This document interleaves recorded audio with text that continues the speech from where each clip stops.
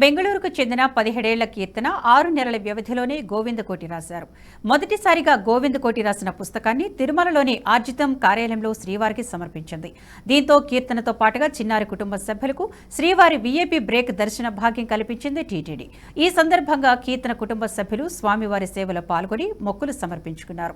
దర్శన అనంతరం కీర్తన మీడియాతో మాట్లాడుతూ మొదటి గోవింద కోటి రాయడం చాలా సంతోషంగా ఉందన్నారు.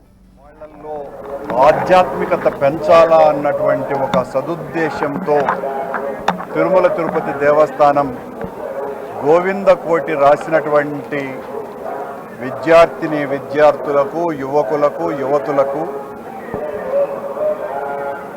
విఐపి దర్శనం ఇప్పిస్తాము అని చెప్పగానే మొట్టమొదటిసారిగా ఈ రోజున కీర్తన అనేటువంటి బెంగళూరు అమ్మాయి, తను ఇంటర్మీడియట్ చదువుతున్నటువంటి పాప ఈ రోజున గోవింద కోటిని రాసుకొని, అంటే 10,01,16 రాసినటువంటి వాళ్లకు దర్శనము, కోటి రాసినటువంటి వాళ్లకు కుటుంబ మొత్తం అంతా కూడా విఐపి బ్రేక్ దర్శనము ఇస్తాము అని చెప్పిన పిలుపును అందుకొని మొట్టమొదటిసారిగా కంప్లీట్ చేసినటువంటి కీర్తనని మనస్ఫూర్తిగా అభినందిస్తున్న స్వామి కృప కరుణ ఆ అమ్మాయి పట్ల ఎల్లవేళలా ఉండాలని ప్రార్థిస్తున్నా. ఇలాంటి అమ్మాయిలు ఆ హిందూ సనాతన ఆచారానికి ఒక ప్రతీకలు, ఒక ఆదర్శము.